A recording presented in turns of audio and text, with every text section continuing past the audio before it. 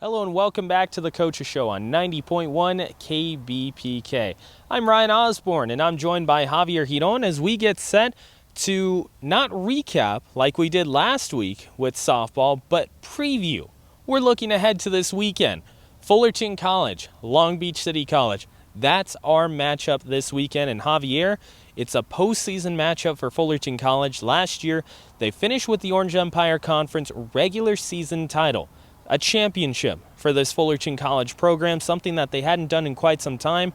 And you see the trajectory of this team on the up and up, but they were looking to get themselves that conference title once again in 2022. Unfortunately for the Hornets, just didn't end up panning out that way, but they're in the postseason. That's the most important thing. Can they continue to advance in the CCCAA playoffs? So, you take a look at this upcoming weekend. One of the big things for Fullerton College, Javier, you mentioned it last week, is the sophomore lineup for this Fullerton College team that can really help them. Yes. One of them being Casey Dufresne and D. Ramirez. They're both sophomores. They've witnessed pressure with both of them being on this lineup. They're going to be a real benefit for Fullerton College going forward into the playoffs. So it's interesting when you mention sophomore lineups. Casey Dufresne, D. Ramirez, last year they were fantastic. D. Ramirez, of course, the conference player of the year. They're going to definitely rely on those two going into this best of three series. But you take a look at Long Beach City College. To put it plainly, you saw it with myself when we were taking a look at the stats. This is a team in Long Beach City College that can hit. You take the top two in their order. They have a combined between Ross and Rivera, 484 batting average, 452. Again, just to repeat myself because this is almost unheard of. Almost 485 and over 450. On-base percentages are out of this world as well. 556 for one, over 480 for the other. It's incredible to look at that type of power and consistency throughout the entire season from two different players in your batting order.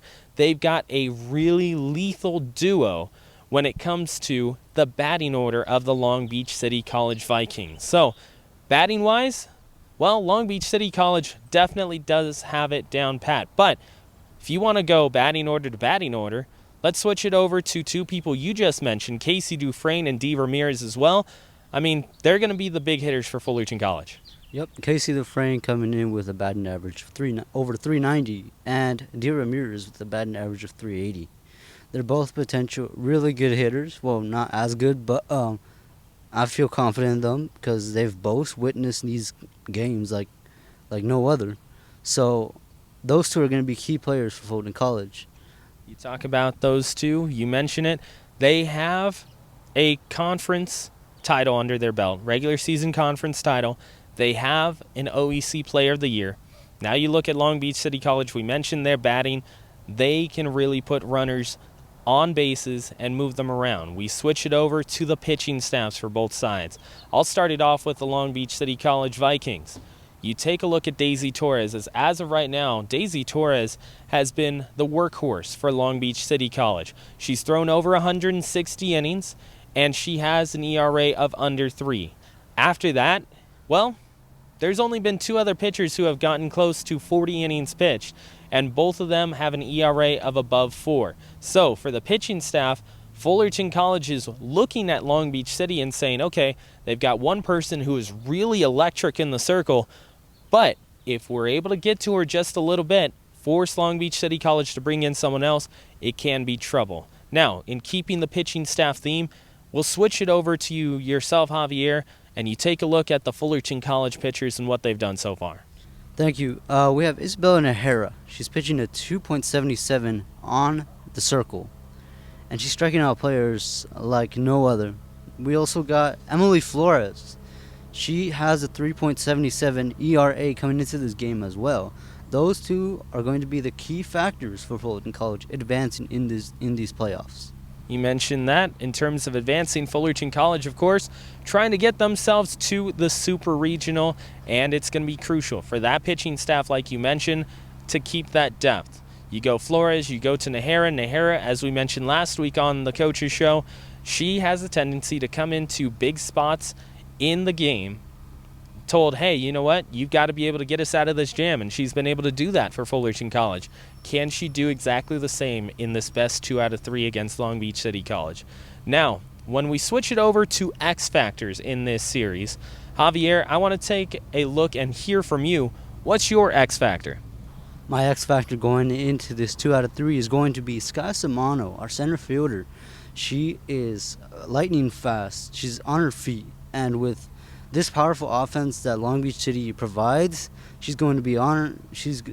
That speed is going to help her out a lot when controlling the center field. So, when you mention that, I want to kind of stay on the same theme for a little bit. I know I only gave you the one X factor. I'm going to take 2. So, that's right. I'm taking it all today on this preview. But 2 different X factors for me. Number 1, it kind of stays with your theme in terms of fielding. For Fullerton College, their fielding percentages hovered around 950 throughout the entirety of the season. They've got to be able to maintain a very high fielding percentage. Don't give extra outs and extra opportunities to this electric lineup that Long Beach City College has batting-wise. That's going to be huge. Outfielders have to be on the top of their game. Get good routes in. Also find your cutoff person going towards the infield. For Fullerton College, they need that fielding percentage to be high. Now, the other thing stays with the don't give extra outs. The walks is going to be crucial. That walk counter for Fullerton College. If they're in need of getting out of an inning, they can't allow for free base runners to be given to Long Beach City College, because they have proven time and again this entire 2022 season that they can drive those people in if you give them extra chances. So, 2 things. Fielding percentage has to stay high, and you can't give up extra outs in walks. Those 2 things for Fullerton College, if they're able to make sure that both of those 2 things stay high and stay low, up and down, it should bode pretty well for the Fullerton College Hornets. So, this Friday, 1 game, 2 p.m. between Fullerton and the Long Beach City College, and Saturday, games 2 and possibly 3 if needed. Again, that will be Friday and Saturday between Fullerton and Long Beach City College. So that's our preview of the Fullerton College postseason matchup coming up. It's Fullerton College and Long Beach City in a best 2 out of 3 in the regional. Both teams looking to advance to the Supers. So you're probably wondering why we have the pool behind us if we were just talking about softball. Well, there's a reason for that. Fullerton College Swim and Dive has qualified multiple athletes for the state championships. We want to talk to Coach Gabriel Martinez and also a brand new coach here on campus. So we are being joined by Coach Gabriel Martinez. And, normally, Coach, when we're out here, it's all about water polo and how the water polo season is doing. However, we've got some real big successes that are going on with swimming and diving here. Coach, knowing that you've got multiple athletes qualifying for a state championship, what does that feel like from the coaching staff? That's very exciting for us because we are known as a water polo program. And to have the success that we had in swimming this year, finishing 3rd in conference on the girls' side, getting multiple athletes into state, no one thought that we could do that. And I'm very excited for the athletes. They put in a lot of work, and they've done a really good job to put themselves in a situation to be successful in swimming. And I'm super excited about that. Coach, as long as I've been able to do interviews with you for water polo, you've always told us, you know what, you push your athletes really, really hard at the beginning of the season, especially in practice, so that by the end of the season, they're outpacing everyone because they're used to it. It's like a walk in the park. Is that the same philosophy you bring to swimming? In swimming, we try to be a little bit more patient because the water polo players do not want to swim. They want to play polo. And they want the ball in the cages, and I had to try to convince them, listen, this is going to help us in the long run. And at times, they were impatient, and we had to work together, and we kind of come to some compromises a little bit. But at the end, their competitiveness came out, whether it was water polo or swimming, and they did a really good job at the end of the season of pushing themselves beyond what they thought they could do in the swimming, and it showed in the results. We did very, very well, and I'm very happy for them. I mean, Coach, when you look at an athlete like Anushka, who we'll have on the show in just a little bit, when you see her successes, knowing that she's a freshman, does it impress you even from the coaching staff level? You know, she came in with a lot of experience, and she was a good swimmer to begin with. But to see her achieve what she's achieved, so we're going into our state championships this weekend, and she's ranked second in 2 events and top 5 in the other event. And the difference between her and the girl or the person ahead of her is less than a second. And I'm hoping that competitiveness and that fire can get her to compete and push past that girl and win these events. That would be awesome for her. I mean, Coach, when you mentioned that, when we talk water polo, it's all about the system, what you like to implement. But now with swimming, it's about the individual. Yes. How difficult is that as a coaching staff to be able to kind of differentiate between the two? Well, we had to break up our team because individuals were better at the distance. Some individuals are better at the sprint. Some individuals are better at the stroke. So we had to break up our team so we could help all of them improve in whatever events they're going to improve on, which is completely different than water polo, because in water polo we have one goal. This is the system we're going to run, and this is how it's going to be done. We'll make adjustments according to the type of athletes that we have, but it's done as a team. Whereas here we had to do 4 or 5 different workouts for each individual group that was working out at that time to help improve them and make them better. Coach, when you look at the upcoming championships, you've got multiple athletes going. When you're looking to, I guess, give them motivation going into the championships, what's one thing that you say to them? A lot of it, especially because they swim prelims in the morning and they come back from the afternoon and swim finals or hopefully finals, And we just remind them, this is your last event. We're playing swimming we're doing water polo after this. And they get fired up just to know that swimming's going to be coming to an end and the water polo is right around the corner. As you can see on our pool, we took down our backstroke flags because there's no more practices, no more swimming. So that was a motivation for them too, and hopefully that they're rested and we've done the taper correctly, and they do a really good job this weekend. When you take a look at this weekend, if you were to talk to the athletes post their races, what would be one thing that you would say to them now? I think that post the races is just to remember the journey. Remember where we started, where we ended up, and how you finished, because we're hoping that the finish is a positive one. I think that it's a win-win for us because we're not supposed to be here. We're a water polo team, and we're competing against people that swim year-round, and we're competing against that have tech suits. We don't have tech suits. We have regular trunks and bathing suits, and we're out there and beating them. And that's the motivation that we give them before the meet. Like, look, they're in their tech suits. They're fired up for this, and you're just a water polo player. You go show them what you can do, and they go out there and do it. Coach, I mean, you take a look at that as a program, swimming program. How awesome is it for a coaching staff to look and say, okay, like you mentioned, we're playing teams who are year-round competing in swimming and diving versus our water polo team who is coming out here and purely using their talent, what you've taught them, and also their compete level to go out there and beat other teams who already have that legacy. It is pretty awesome. It puts a smile on my face, especially when you mention it like that. I never thought of it the way you just mentioned it, and to see our girls go out there and take it to them, and challenge them and push them, and in some cases piss them off and get them upset. It's pretty awesome, I mean, Coach, when you mention that, when you look at people like Charlie, who is one of the leaders for your water polo program, she was everything for us. We got to talk to her earlier last semester. Yeah. All of a sudden you turn things around, look at her as a swimmer as well. Her compete level has been off the hook for you.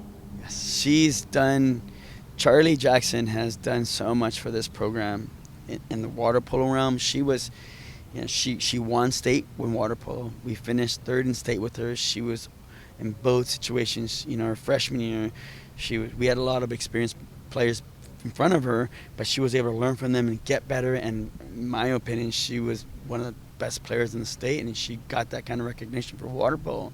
And then come in and swim and not miss a practice, not miss a beat, and pull the rest of the girls with her.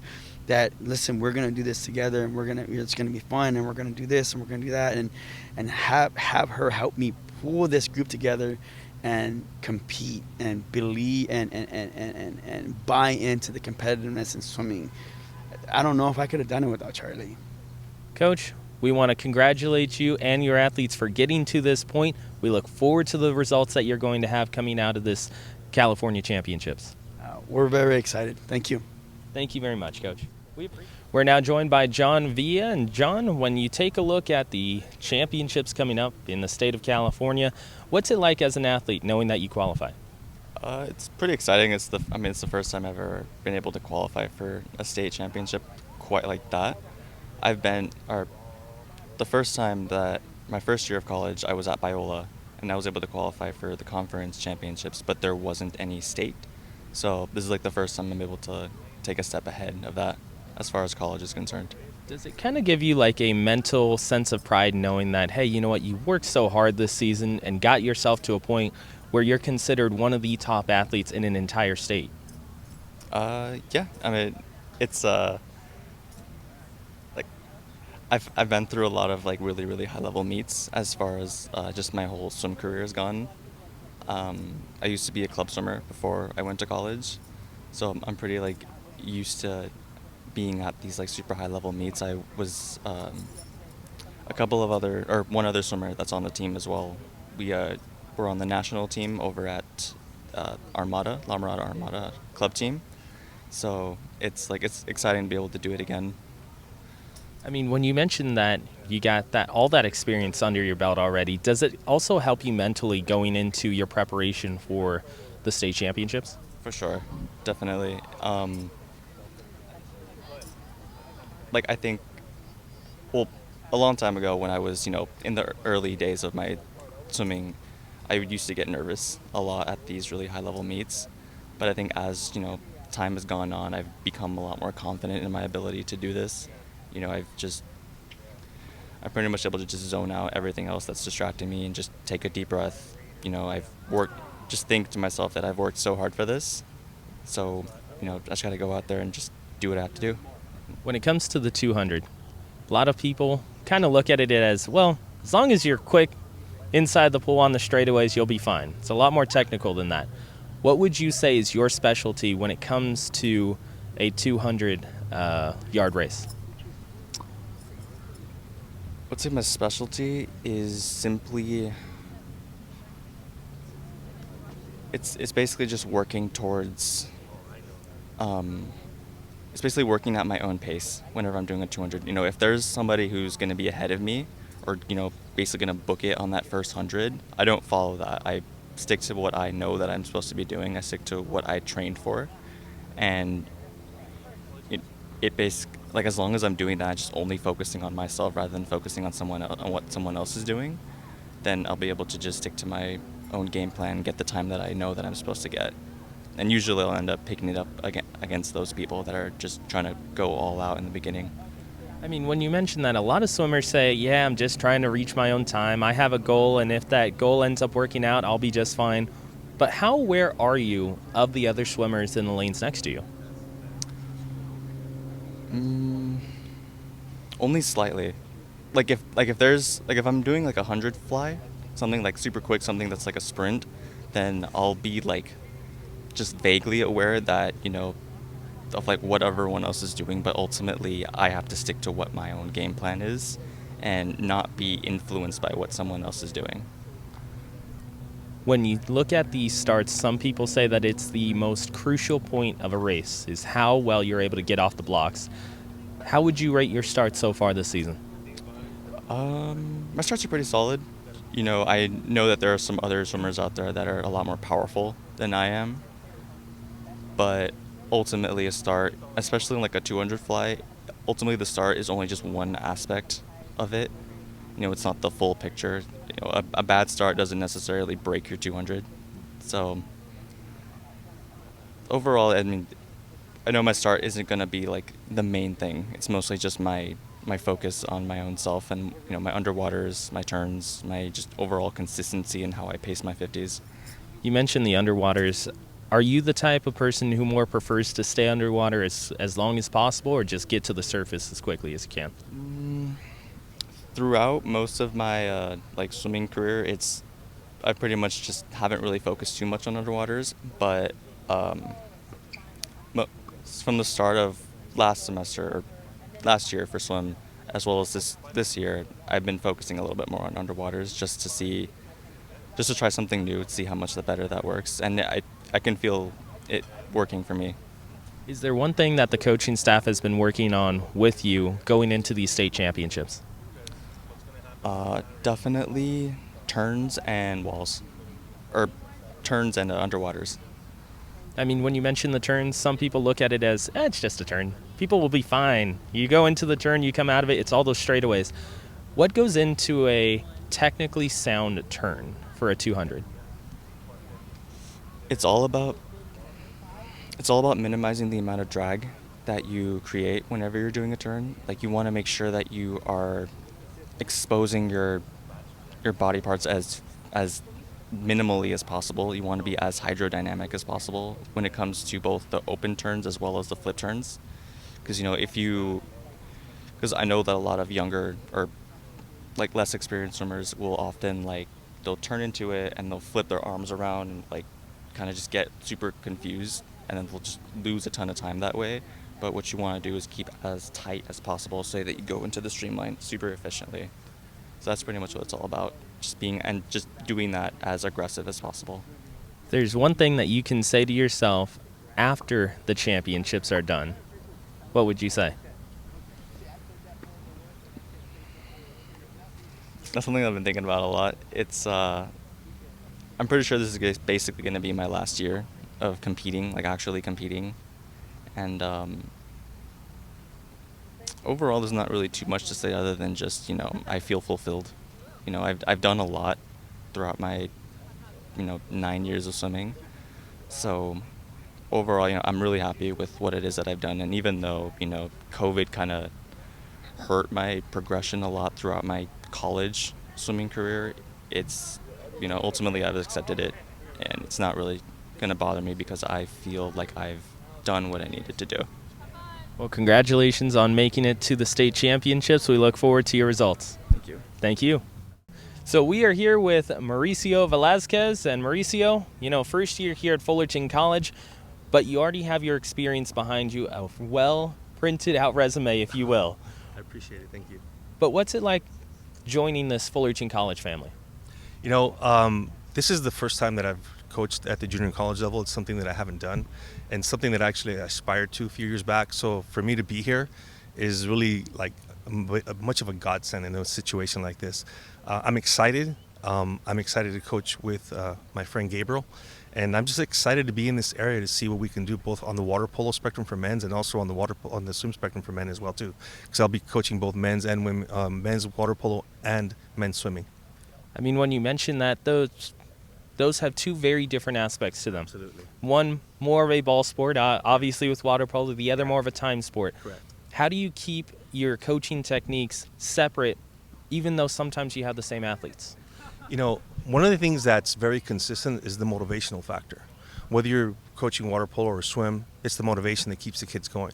Once you have the motivation and the kids are motivated to do the sport, then it's just a matter of the technicalities that come with coaching water polo or coaching swimming. So the number one thing is the motivation, making sure the kids are motivated, they're excited, they're thrilled about what they're doing, and then just implement the techniques after that for each individual sport that are necessary. You mentioned that motivation. I mean, in all our years knowing Coach Gabriel Martinez, he's always been known as that guy who will drive his players as much as possible. Some would look at his practices and go, wow, that's really grueling. But when it comes down the stretch, his players are always outpacing everyone else because they're already used to it. How would you characterize yourself when it comes to that type of coaching technique?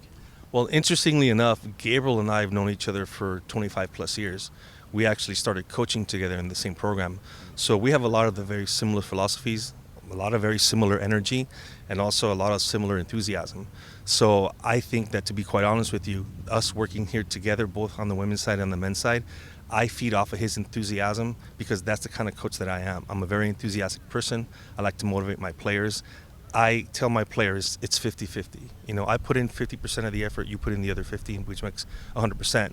And if I'm not having a good coaching day and they're having a great workout day, it's my job to step up, and vice versa. If I'm having a great day coaching and they're having a slow day, stepping up, then we just motivate one another, because motivation for me is one of the biggest factors in the sport of water polo. Absolutely.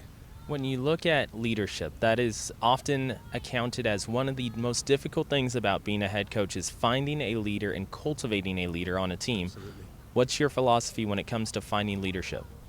Well, usually leaders, they stand out because there's very few and far between.